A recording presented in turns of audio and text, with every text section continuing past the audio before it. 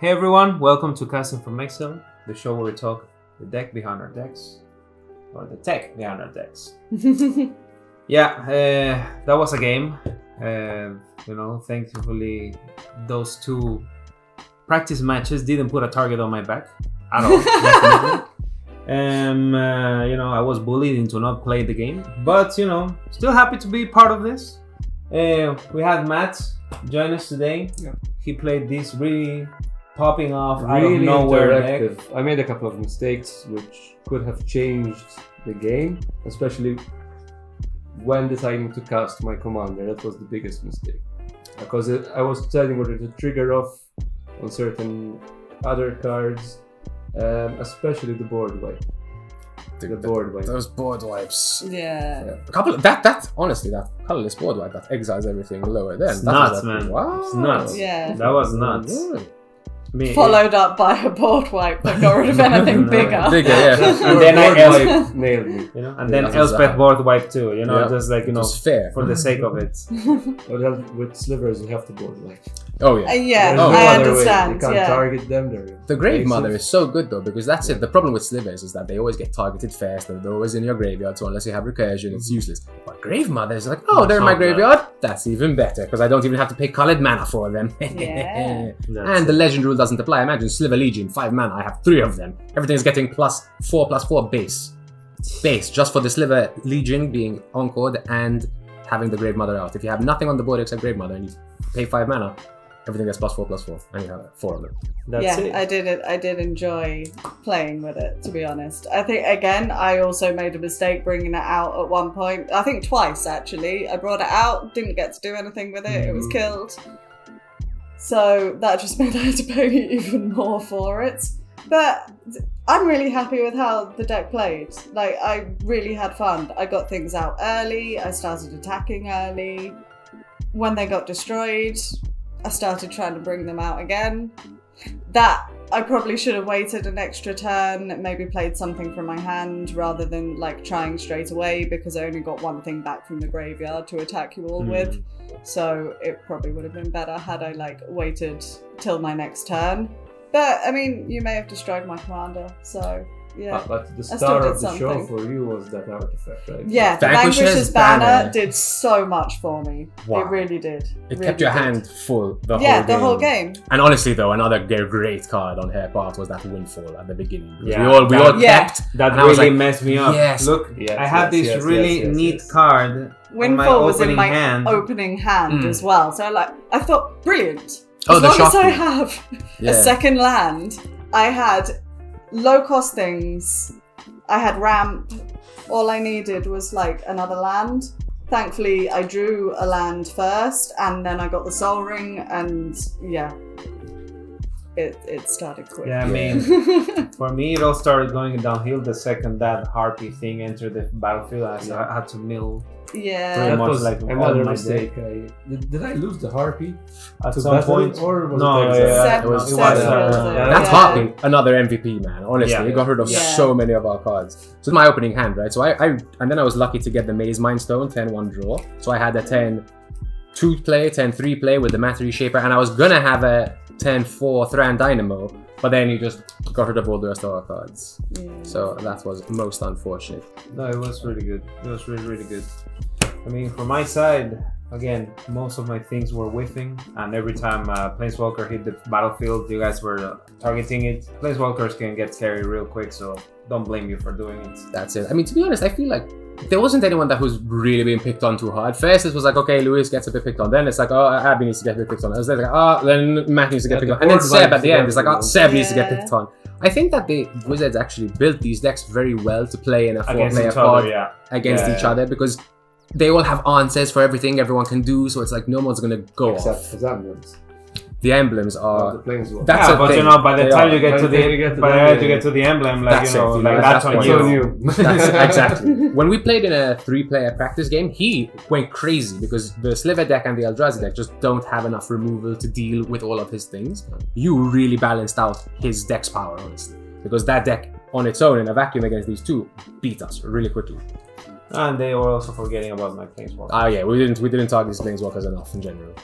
But I think it's the slivers get out of control so quickly. They're worse than elves to a certain point. Oh yeah. To a certain point, because you don't get They them. were. So, as I said, I started with one land. Luckily, I got a second land.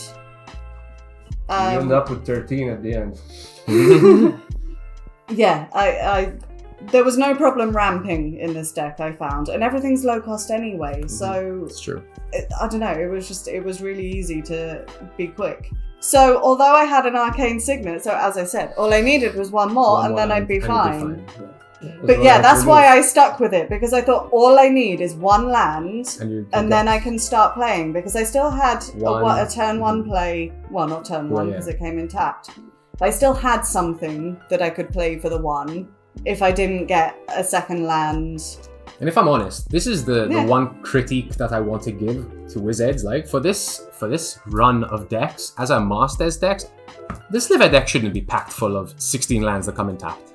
I'm sorry, you know. I get the Triomes because Triomes you want to. Because had you not, it would have been mad. It would have been mad how much you could have got value out of it. But I mean, you know, with a Masters set, I would have imagined that they would have put a little bit better ramp in Zula Dock, for example, a little bit cheaper ramp so that you can get it out quicker. A bit better land base in the slivers. Yeah. I don't think she needs to get things done. To be honest. No, that's I mean, if you had to play in this 4-pot, definitely. Planeswalker versus Sliver 1-on-1. No way. With fast mana? No way. Fast mana, you lose. I think Sliver with fast mana is a bit broken, to be honest. I think like with the commander then? The Planeswalker deck I think should have gotten like Anointed Procession, you know, something like that. It should have gotten some interesting stuff. You know, or maybe it's not playing green. You couldn't have gotten doubling season in there. No, couldn't have done. But still, I mean, there are some other token doublers, maybe, or counter doublers. You know, or maybe more things to periphery, or maybe I just didn't get to them. But yeah, like my starting. Or a Teferi, like a Teferi player. There's not a single Teferi there, and it makes me sad. They're also strong, so I weep for Teferi. But all in all, I mean, I didn't get to showcase how cool this, like this whole deck interacts with each other. That's a shame. It has a lot of synergy. It has a lot of cool synergy. It actually had like a cool cards in hand every time. There's okay, cool. I'm gonna play this one next turn, but then everything got removed, so I just okay, I guess not. So it was a constant state of rebuilding, which was a shame. But hey, that's how the cookie crumbles sometimes. Absolutely. What about you? Obviously, I must say, I love this commander. I think she's really strong. I noticed that these two decks both have very strong graveyard synergies. These two, not so much, but those two, it's just like you're pumping out. So you want things to die. It's Abzan. So. Abzan's strong. Honestly, the Grave Mother, that's so strongly impressive. Abzan, it's like not as impressive because those are the colors for it, but still, it's so strong. Every enchantment that dies, it's like, oh my god, because enchantments are a struggle to get rid of for most colors, generally. It's like, oh my god, he's got a really scary enchantment. Don't you dare kill it, because it'll come back as a 3/3 with menace. Don't you dare. That would be an enchantment that can hit you. This one was Extinguish All Hope. Really good. Strong. I think all of the decks. My next move was to do this, hopefully, but I never got to do it. Where I was going to... I made you get, Because I had funnily enough, in a deck which draws you cards, you have only that one engine. I noticed. It's true. There's no. You got rid of that immediately, and I ended up with no cards in hand. If I had more cards in hand using this card, for example, I could have done a lot more. Was that what it? Shenanigans. So whenever an opponent attacks you and/or more planeswalkers you control, exile the top card of that player's library. You may play that card for as long as it remains exiled. Okay, so just exile, kind of like an Atali, just like the yeah. Wow, it's actually really strong. That's pretty good. For 3 mana enchantments, which, again, not easy to get rid of. Yeah, exactly. What card were you using? It's only creatures. You can't get rid of enchantments unless it's like an unseen. It would be easier when you get them out of your graveyard. Fine, they're like, now I can get rid of that enchantment. Yeah, that's the thing. But man, really imagine a dictate of airballs that can also hit you in the face. I think of all of the decks, which do we think is the strongest? After seeing it, honestly, I think this one, the one of the enchantments. It is very strong, I'd say it's between these. I was struggling. It's between those two. Between like them. I found it easier to attack you two. Definitely. I knew I had to try, but thing is, he had so many ways to like buff his board, like that boon of the Spirit Realm or whatever that gives you pluses for every time Constellation. Thank God I got rid of that quick, because otherwise it would have been a problem. You actually got rid of it, I think, because with the Elspeth after that was really good. Felidar Retreat, super solid. In fact, the fact that it stayed in enchantment the whole time and he didn't have to bring it back meant no one dealt with it. Yeah. And there was that move you did where you can only attack the player to your left. That was like a really, that was really fun. I could have used that way better, because I actually didn't have to remove anything, because you weren't going to attack me, Abby couldn't attack me at that point, and Seb definitely couldn't attack me. It's true. So I could have just paused the turn actually there and done nothing.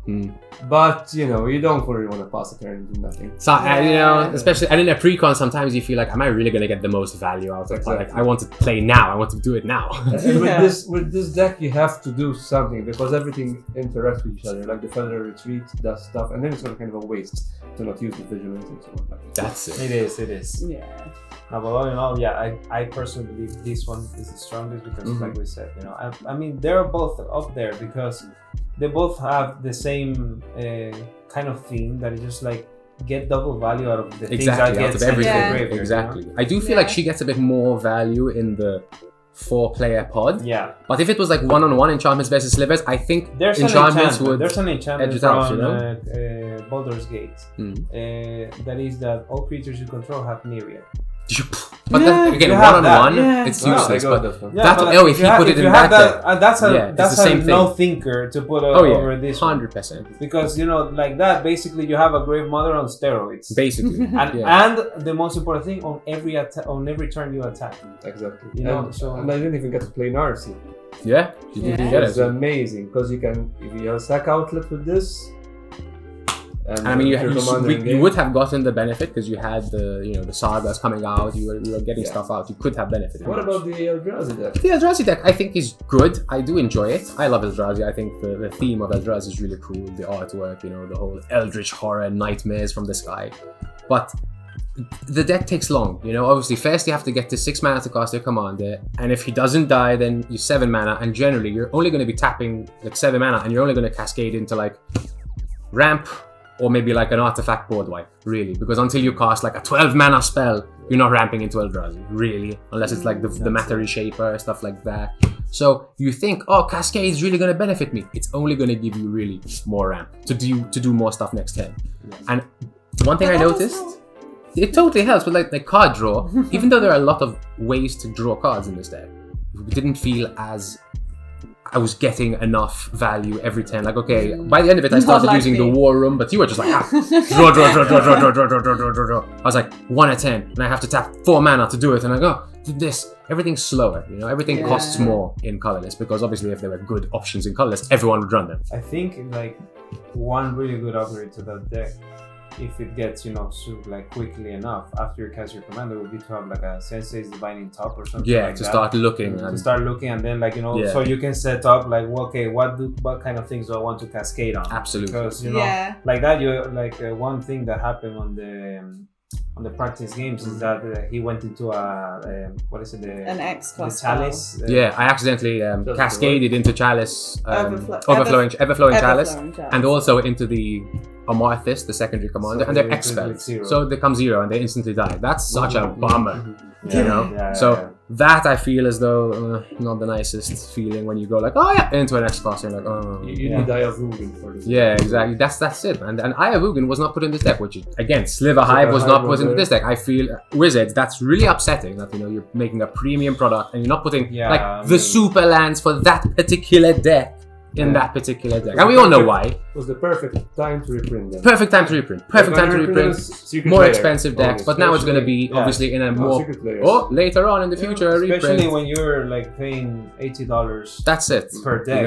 Or I feel like one good land in each of them at least. Come on, something a little bit funky. I mean, there was a couple of the interesting lands in here, but not as strong as What about the commander? Is he any good? He's cool. I mean, I like the idea. He only costs 6, which is not so bad. I mean, for a 7/4 Eldrazi. Cascade is good from colorless spell, only from your hand.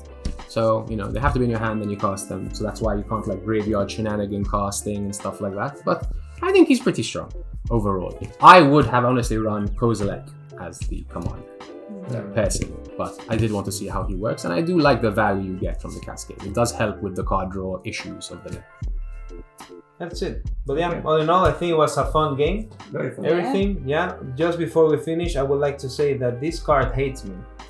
Every Card time. called Deploy the Gatewatch. Every time I've casted this card, it has whiffed.